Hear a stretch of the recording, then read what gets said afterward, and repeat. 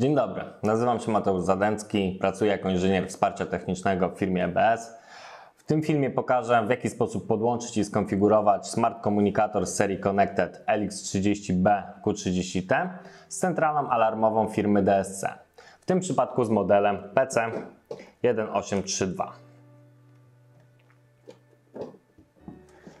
Funkcja Smart Connector polega na tym, że komunikator podłączony jest do centrali po magistrali klawiaturowej i rozpoznawany jest przez system alarmowy jako kolejny manipulator.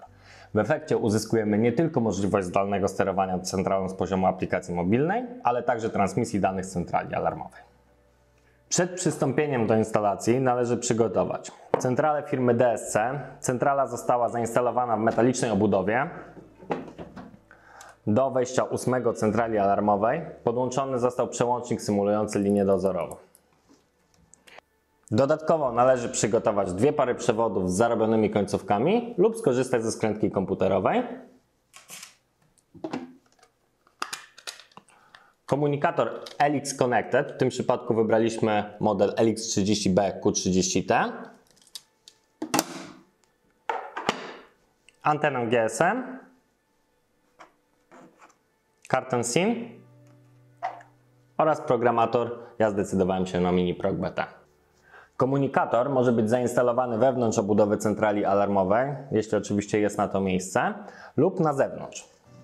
Komunikator ma dedykowaną, elegancką obudowę wyposażoną w 4 magnesy neodymowe. Dzięki magnesom komunikator może zostać zainstalowany na dowolnej ferromagnetycznej powierzchni, np. na obudowie centrali alarmowej bez konieczności wiercenia. W przypadku instalacji wewnątrz metalowej obudowy antena GSM musi zostać wyprowadzona na zewnątrz. W takim przypadku decydujemy się na wersję przewodową z taśmą samoprzylepną. Należy pamiętać, że antena nie powinna być naklejona na powierzchniach metalicznych.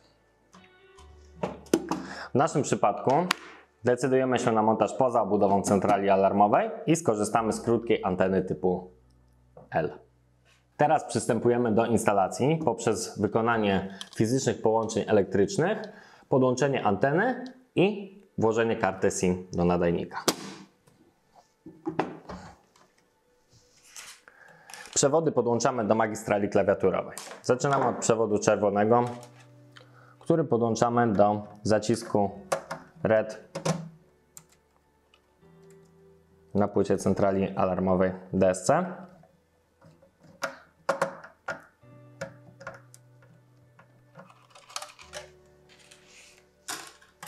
Następnie podłączamy czarny przewód do zacisku Black, opisanym na płycie centrali skrótem BLK.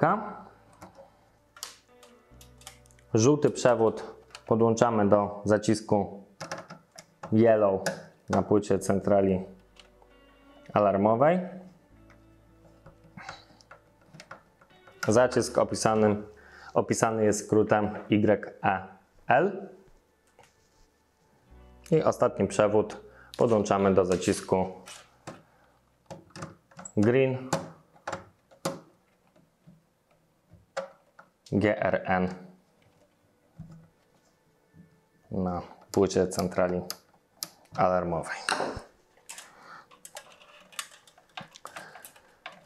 Przewody czerwone oraz czarne służą do zasilania nadajnika. Przewód żółty oraz zielony do transmisji danych.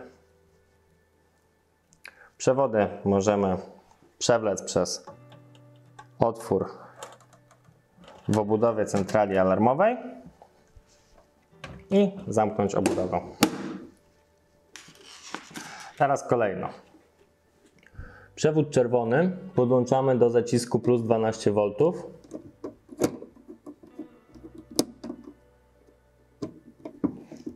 Na płycie centrali.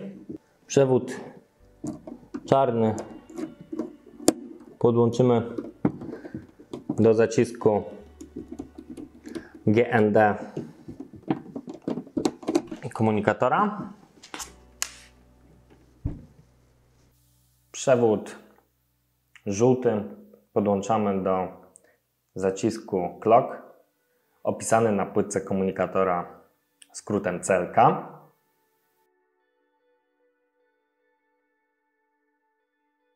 zaś przewód w kolorze zielonym podłączamy do zacisku Data na płytce komunikatora opisany zacisk DAT. Po wykonaniu połączeń elektrycznych weryfikujemy ich poprawność.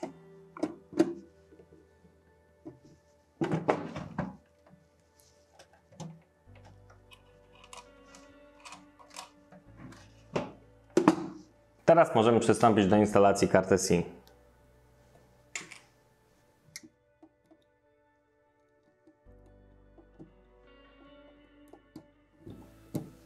Należy pamiętać, aby karta SIM miała zdjęty kod PIN lub zmieniony na 4 jedynki.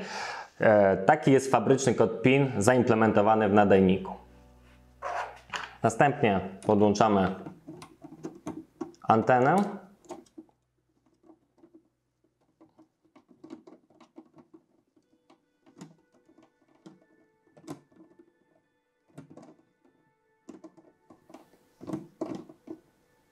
Po przeprowadzeniu instalacji możemy podłączyć zasilanie sieciowe 230 V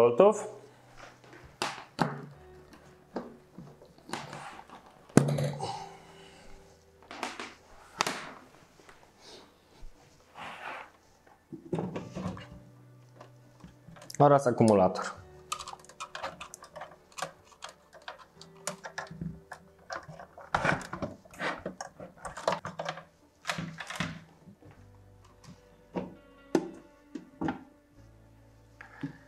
Do złącza CONF podłączamy programator MiniProg BT. Zdecydowałem się na ten model ze względu na wygodę użytkowania. Programator umożliwia połączenie z komputerem lub smartfonem poprzez Bluetooth. Dodatkowo ma wbudowane gniazdo micro USB, które umożliwia połączenie przewodowe. Teraz możemy przejść do konfiguracji komunikatora w programie EBS Config 2.0. Aplikacja EBS Config 2.0 jest dostępna w dwóch wersjach.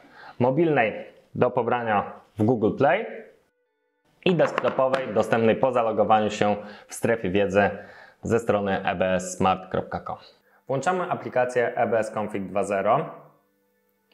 Należy pamiętać, aby przed ustawieniem połączenia dokonać parowania programatora z komputerem osobistym bądź z telefonem komórkowym.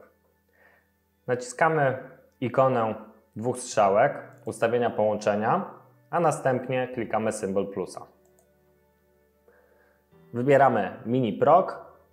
Jak widać, urządzenie zostało wykryte i wprowadzamy jego nazwę. Nazwa może być dowolna.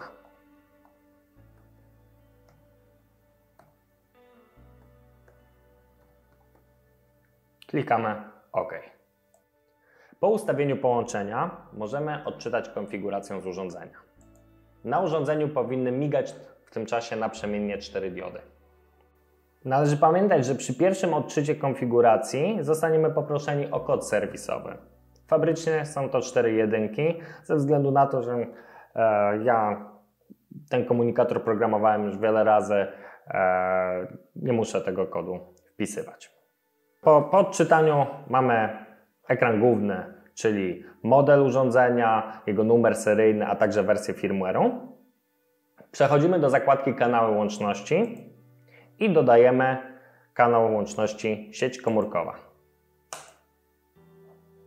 Zakładka sieć komórkowa i uzupełniamy adres serwera głównego. W naszym przypadku jest to ogólnodostępny serwer produkcyjny firmy EBS, czyli ava01.ebstrade.com. Port w naszym przypadku jest to 7456. Jest to wspólny port dla wszystkich komunikatorów naszej firmy. APN karty SIM.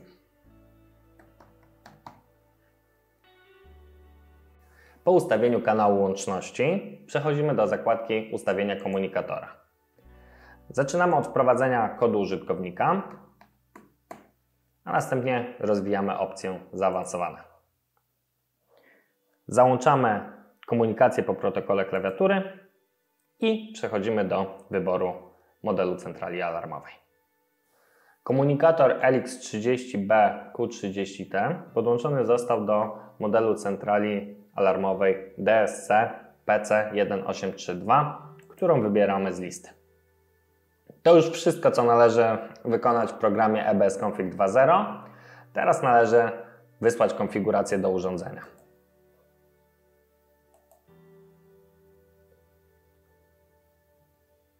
Po przeprowadzeniu konfiguracji w EBS Config 2.0 możemy dodać komunikator do aplikacji EBS Security dedykowanej dla użytkownika końcowego.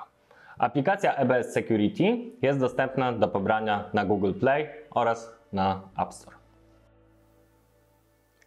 Aby dodać Smart Komunikator do aplikacji EBS Security, należy po zalogowaniu się wybrać symbol koła zębatego znajdujący się w prawym górnym rogu ekranu. Następnie wybieramy opcję ustawienia obiektów i klikamy symbol plus. Teraz trzeba wybrać komunikator, podać numer seryjny urządzenia, a następnie wprowadzić kod użytkownika, który zaprogramowaliśmy wcześniej w programie EBS Config 2.0. Następnie klikamy przycisk dodaj. Powiadomienie push informuje nas o pomyślnym dodaniu obiektu. Teraz wybieramy obiekt, klikamy edycja obiektu. Jak widać, opcja Smart Connect jest widoczna. Przechodzimy do partycji, klikamy symbol plus. W tym miejscu podajemy użytkownika. W naszym przypadku będzie to administrator i kod. Jest to ten sam kod, który użytkownik wprowadza na manipulatorze, aby uzbroić system. Klikamy przycisk zapisz. Powiadomienie push informuje nas o pomyślnie zapisanych danych. Teraz cofamy się do ekranu początkowego.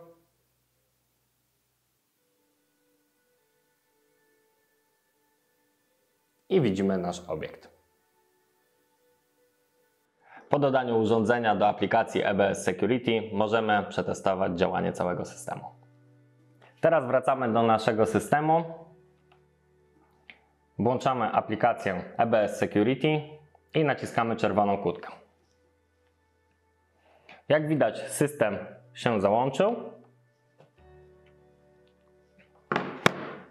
Jest teraz w stanie czuwania. Naruszamy linię 8 i wywołujemy alarm.